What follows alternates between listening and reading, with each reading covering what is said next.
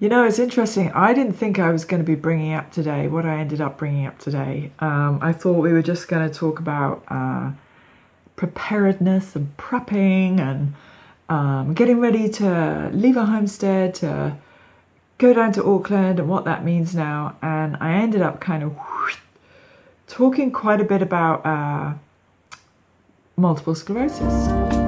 Find it together.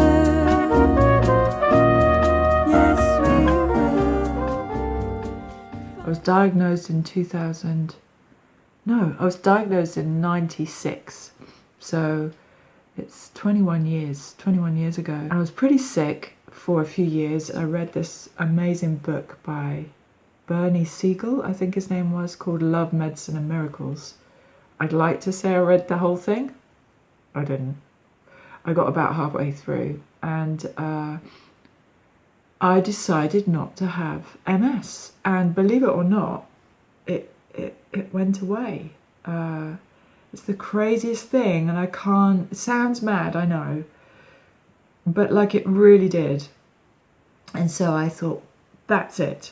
And then we came here, and in 2007, and in 2000 and about 2009, symptoms started to come back again. I didn't want to face up to it. I had this amazing band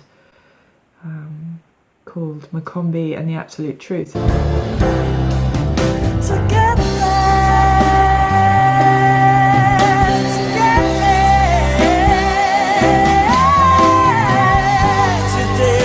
There was the amazing horn section and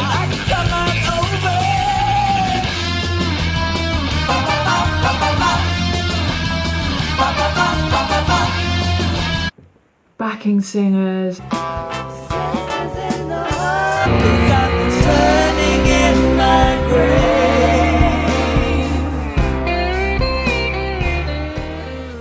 You know, it was just incredible, and it felt like one big family. And bit by bit, there's no denying that my body was starting to crap out again. Anyway, I was also helping to supplement Harry's income, so I was singing teaching, and although I didn't earn a massive amount, I felt like I really helped to supplement what was coming in, and it began to become apparent that we couldn't rely on my wage though, and it really worried me and it really stressed me out. And that was a real watershed moment for us, because what we realized was the money that Harry was bringing in, because I was at home all the time, I could make the money go further because I was cooking everything from scratch, and bugger me, it worked. Like, we were no worse off, and in fact I would say that we were healthier because I was cooking everything from scratch. I got to thinking, pretty much every time I leave the house I'm a consumer.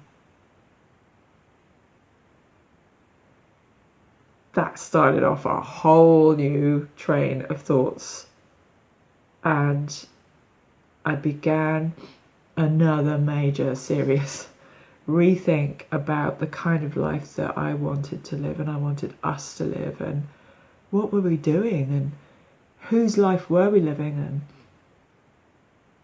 whose bank accounts were we furnishing? Like, really. Fast forward to now, where we've unplugged, we've given up the jobs, we sold the house, we bought somewhere so far away from where we were, and to begin with I didn't want to move that far away. I really didn't want to move that far away. I didn't want to be that far away from my friends. I didn't want to be that far away from our girls. Our boys are in London, they're already far away, but you know, I just, what was going to happen with my music? What was going to happen? How was that going to work? You know, when I wrote something, or if I wanted to work on a play or a song or anything, how was that going to work living so far away from the vibe, the hub, theatre and So the minute I said to Harry, yeah, fuck it, let's do it, I gotta say that everything started to slot into place. It was incredible. Like, all of the opportunities presented themselves, and it really was like the universe was like, well done, you've made the right decision, and now we're going to open that door, open that door, open that door, and all you've got to do is walk through. The day that we exchanged on this house, I was pegging it back down to Auckland to go and be in the play, The Wonderful Mockingbird, that Lisa Brickell wrote, and I'd written the music for it, and I was performing in it as well. So here we are. This was it working. You know, I had friends to stay with in Auckland, did the play, and then came back up here. Oh my gosh, okay, that's how it works, you know. And actually, the amount of times that I used the resources of the city, actually, when you put it all together, was very little. And so here we are doing it, and we've got to go back down to Auckland this weekend. And because now we have a property and we've got 2 animals, a cat and a goat, we will have more slowly, but you know, what do you do with those? Well, really luckily and handily, we have amazing neighbours, and they've said that they'll look after Greta and they'll come and keep an eye on Duke. Kind of awesome, really awesome. I've been cooking up a storm. He wants an Auckland haircut and a bit of a spruce up. I'll give you the scenario as how it went, right? When my dad used to take me to the barbers. Yeah. He'd go, right, jump up in the thing, and they'd have a, like, not even a booster seat, a plank of wood that sat across the arms of the main chair. Mm-hmm. Right, and so you'd sit on there and he'd put the thing around you, and he'd go, right, what can we do for you, young man? And you go,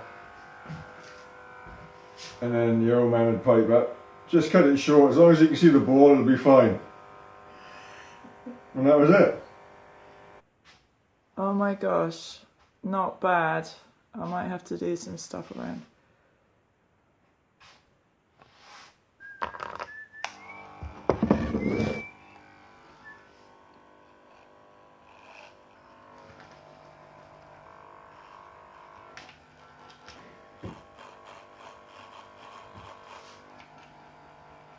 Oh my gosh! There you go. Play your cards, right? The night is still young.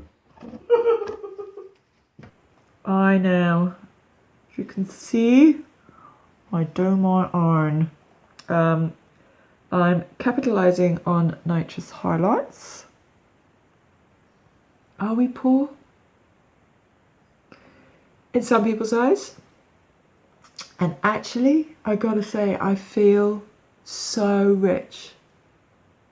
If I've talked about anything today that kind of touches you, maybe you know somebody with MS, maybe you've got MS, or you've got any questions about it. If you want to leave a comment, by all means, feel free. Really happy to answer any questions. I'm really happy to know about your experiences with this and how you're managing and how you're coping.